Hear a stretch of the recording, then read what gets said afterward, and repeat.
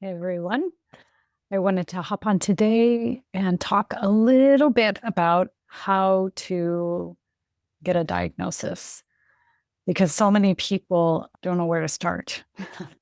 They may have concerns, they're not sure when to be concerned. Some people are very concerned. Sometimes people have been worrying for years about, if there's something going on, and sometimes it feels like it can happen overnight.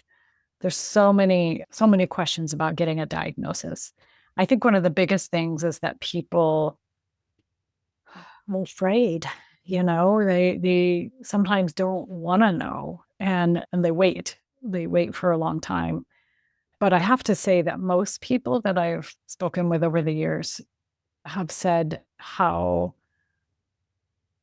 almost how relieved they are when they finally do get a diagnosis. It can explain so much. And then there's this whole hindsight, reflection time of, oh my gosh, that last trip we took, no wonder why my husband was struggling so much. Or now things are starting to make sense about communication and things like that. So, we want to talk about a few things like when to be concerned and what to do and all of that. So, whether you're somebody who is just noticing your loved one is asking the same question over and over again, or well, another common thing is that people get lost when they're in a familiar setting. Like maybe you've lived in your location for the same amount of years, certain amount of years, you've gone to the grocery store. It's something that you could just do without thinking half the time, but then you or your loved one is suddenly lost. That's a little bit scary. So yeah, we want to make sure that people have some answers on how to, I just want to hold your hand and guide you through this. How to get answers, how to know where to start. A lot of people have said that to me, we waited too long or we don't know where to start. So let's start today by talking about when to be concerned. So there's kind of what's normal and what isn't normal.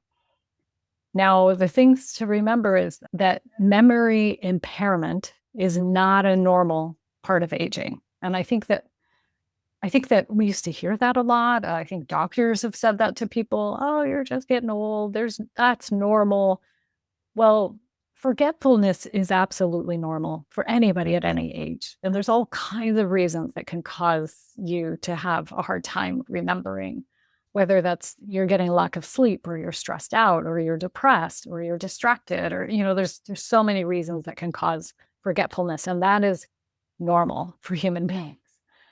Memory impairment is not a normal way of aging, a part of aging. So the red flags would be things like getting lost in familiar places, like we mentioned earlier, or suddenly unable to complete familiar tasks, like working the TV remote or operating the car, or having difficulties with what we call ADLs or activities of daily living. And those are things like dressing and bathing and toileting and those sorts of transferring and things like that. So I tell people to think about what is your loved one's normal, because everybody's a little bit different. Some people have always struggled with math or balancing a checkbook.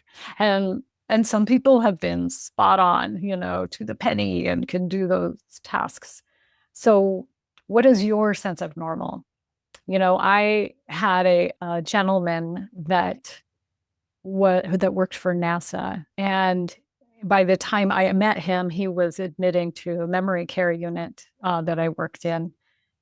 And it was so interesting to me because the family was sharing with me that they were noticing a change way early on, like, years before a diagnosis.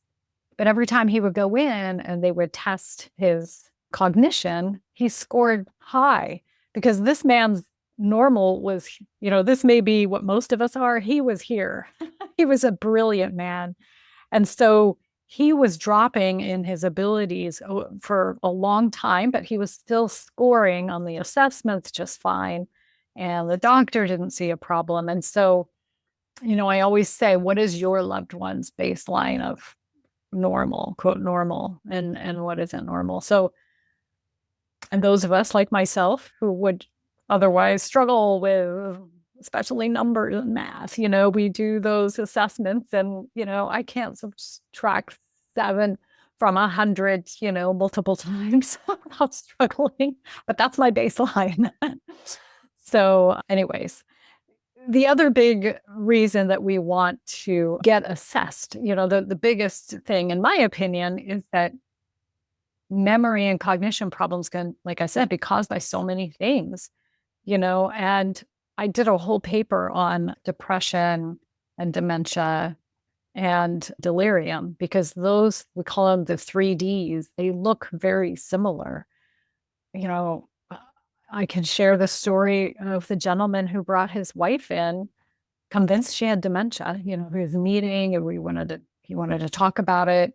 And when we did further research, when I heard the story, I got a little bit more information. It turns out that his wife had an infection. She was experiencing delirium. I mean, we got her in right away to the doctor to be treated for a UTI, which are so easy to treat. But UTIs, infections, can cause delirium, which can cause confusion in people. And then if you're not aware, you just assume that someone's memory is declining. And I've seen the same with depression, people that think somebody's depressed and it turns out they have dementia, or vice versa. They think that they have dementia and we treat the depression and the dementia goes away. So there's so many pieces here. So some of the things to be thinking about here when we're talking about potential causes and wanting to rule these things out is how important it is to go in and get some labs done, get a workup done, because in the doctor's office, they'll be able to test for B12 deficiency, which is a common. People that are B12 deficient will absolutely show up with memory problems. People with thyroid issues will show up with memory problems. Depression, like I mentioned, medication side effects, infections, like I mentioned, lack of sleep, high stress levels. We really want to rule those things out because those things are treatable. They're not dementia. We don't want to assume that just because somebody has a memory problem means they have dementia. So I would say if your loved one is not operating at their normal level, then it's worth investigating. You want to go in and get checked out. And many treatable conditions can mimic dementia symptoms. And so, again, don't always assume that because someone is older or because they're having problems with their memory, that it's dementia. And the earlier we can catch some of those things, the sooner we can reverse that and get on top of it.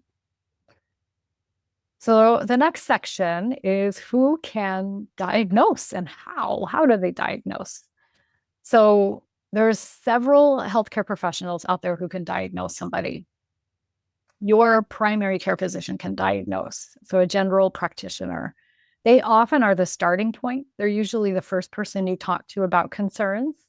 I've heard story after story of people who say, my doctor isn't listening to me, or they're brushing it off, they're not concerned. I highly encourage you to be your own best advocate or your loved one's advocate and push for that.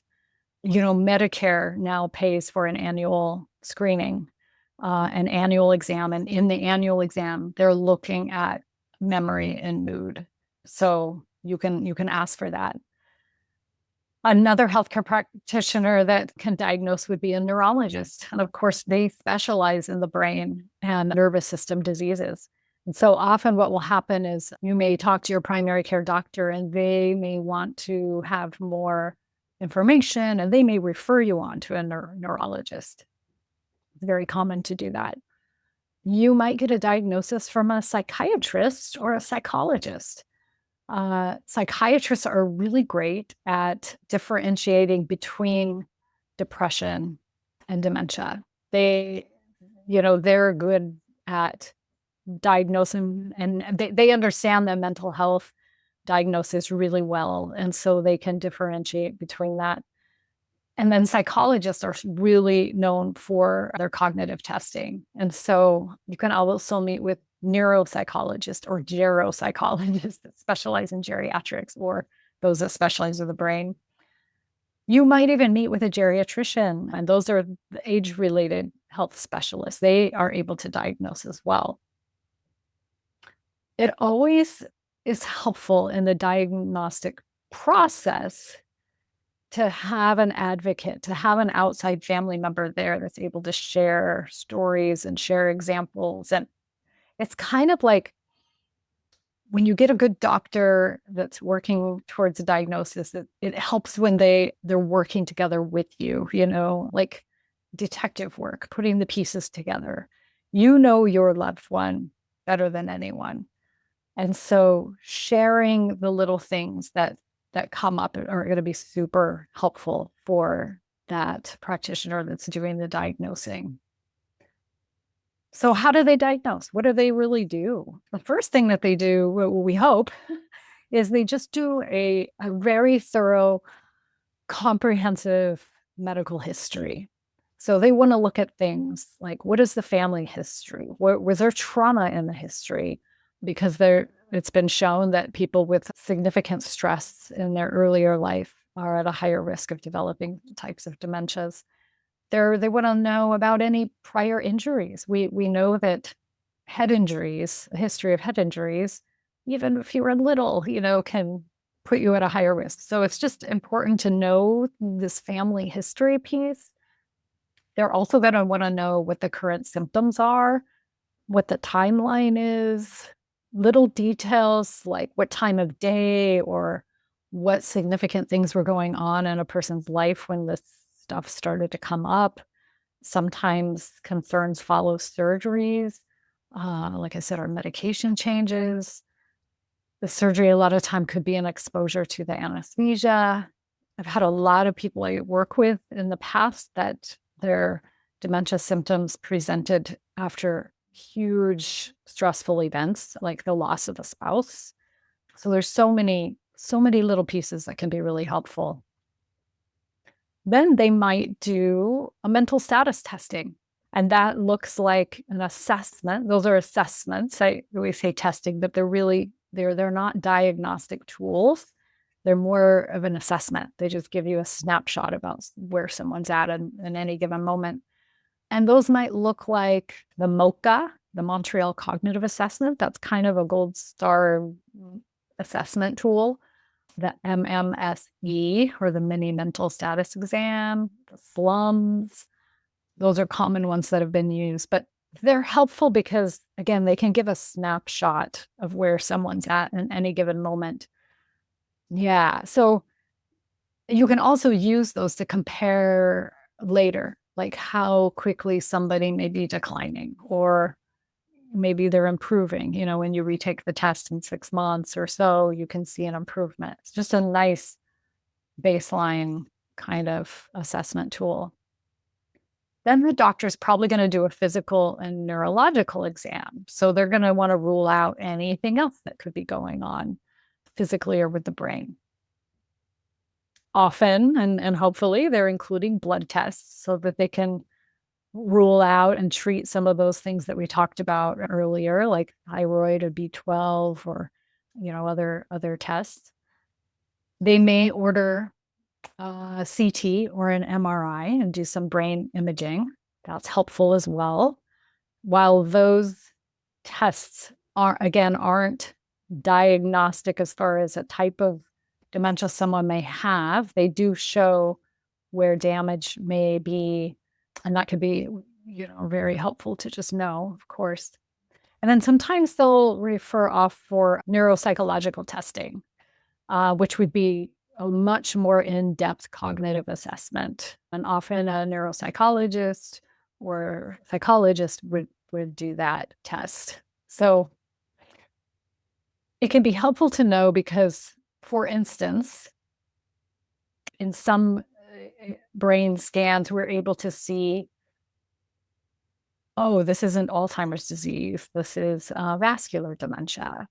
There's and we can get in probably a different episode and really talk about the importance of knowing what type of dementia someone has, the way you can plan ahead effectively. We know the rate of the decline. We know what the symptoms may look like and can just have kind of an idea of how the disease might progress. It can be really helpful to know what type of dementia someone has. So let me take a step back and just walk you through preparing for an appointment. So I'll never forget the daughter that showed up with, she had a 3-ring binder with every incident that occurred. She was journaling every little moment, for the last 6 months, dates and times and what happened. And as you can imagine, that's incredibly helpful. And it's not often that people are able to do that. So that's not an expectation on your part. But I would say it is helpful to just even pull your phone out now and then and do a quick brain dump of the things that have concerned you in the past, kind of get a little bit of a timeline of that. And then when you notice something off, just jot it down. It might be a good habit to start getting into doing that as you move forward with caring for your loved one. Because what can sometimes happen as well is there may be a medication change or something else may be coming up, like an infection. And it's helpful to look back through and see, oh, yeah, this, her sleep started becoming very impacted during, this period of time, or her behavior changed dramatically when this thing happened. We moved or we brought a new person in or, so how do you prepare for an appointment? I would say bring your list of medications and supplements, have kind of a general timeline of when changes were first noticed, have really specific examples of concerning events or incidents. Like instead of just saying something general, like she's just more forgetful, say, last Tuesday, she called me 5 times between these 3 hours or hour, be specific. That's really, really helpful. Then list some specific questions that you want answered. And I fully realize sometimes you don't even know what you don't even know what to ask. And so that's okay too. But if you want some specific answers to your questions, write them down because sometimes you get into those appointments and you forget. Yeah. So I don't know, some questions might even be what their thoughts are, what type of dementia they suspect and why. Of course, in that first appointment, they probably wouldn't be telling you a lot because they want to gather all this information first. But once you start to move forward with the care team, you can start asking these questions like about, okay, what do we expect in terms of progression with the disease?